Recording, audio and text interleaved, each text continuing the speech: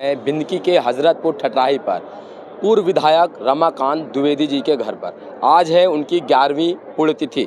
11वीं पुण्यतिथि के मौके पर सुबह हवन पूजन के बाद यहाँ पर तमाम सारे लोग आते हैं जो उनको श्रद्धांजलि देते हैं और उनके व्यक्तित्व पर बात करते हैं। चूँकि जो पुराने नेता रहे उनकी एक राजनीतिक शुचिता रही जो जगजाहिर रही, लेकिन वर्तमान समय जो राजनीति में गंदगी है ये भी हमसे छिपी नहीं है। फिलहाल हमारे साथ बात करने के लिए जुड़े हुए हैं कानपुर से आए हुए पॉलिटिकल एनालिस्ट हैं आलोक पांडे जी। आलोक पांडे जी, आप आए कानपुर से आए तो बाबूजी से पूर्व परिचित थे या कभी कि उनके बारे में, सिर्फ उनके व्यक्तित्व के बारे में आपने सुना?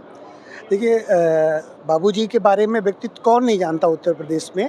जो भी उत्तर प्रदेश की अच्छी राजनीति को जानता है वो बाबूजी को जानता है। और मेरा सौभाग्य है कि उनके जो पुत्र हैं आलोक द्विवेदी जी, वो मेरे रिश्ते में बहुत क्लोज्ड है, हमारे मित्र हैं और मैं रिश्ते में जीजा कहता हूँ। तो मेरा तो इतना सौभाग्य है कि इस परिवार से प्रत्यक्ष भी जुड़ाव है।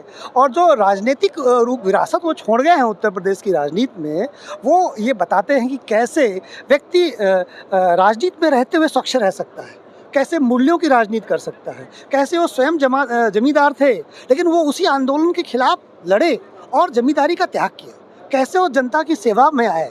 अब आप इनके निवास को देख करके देख सकते हैं कि इनकी ईमानदारी दिख रही है। वरना एक बार दो बार कोई अगर विधायक बन जाता है तो उसकी जो धन अर्जन की लिप्सा है वो बहुत ज़्यादा हो जाती है।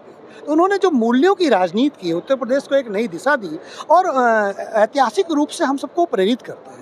तो मेरा आना बड़ा सौभाग्य की बात है कि मैं यहाँ आया और कम से कम उनके विचारों को लेके जा रहा हूँ।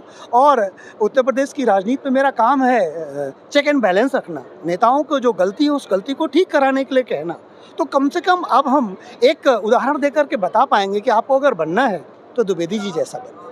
आप राजनीति में रहते हैं, राजनीति विश्लेषक भी हैं और लगातार जब विश्लेषण करते हैं आप, तो आप एक चीज़ नोटिस करते होंगे कि राजनीतिक शुचिता लोग बदलते जा रहे हैं। अभी एक मंच पे कोई और बात कहते हैं, दूसरे मंच पर जाकर कोई और बात कहते हैं। ये बात जो है नीचे पायदान से लेकर जो काउंसलर हैं, जो मेंबर हैं, इनसे लेकर देश का प्रधानमंत्री तक हर जगह अपनी बातों का अलग अलग बातों में एंगल में बात रखते हैं। तो उस दरमियान कैसा लगता है? देखिए, जो नेता होता है वो समाज का ही परिणाम होता है। जैसा समाज वैसा नेता। लोकतंत्र में जनता ही नेता को चुनती है। यानी कहीं ना कहीं पर पूरे सामाजिक मूल्यों का क्षरण हुआ है, पूरे भारतीय समाज का, जो हमें नेताओं के रूप में परिलक्षित होता है। नेता भी तो हमारे समाज से उठकर ही आता है ना।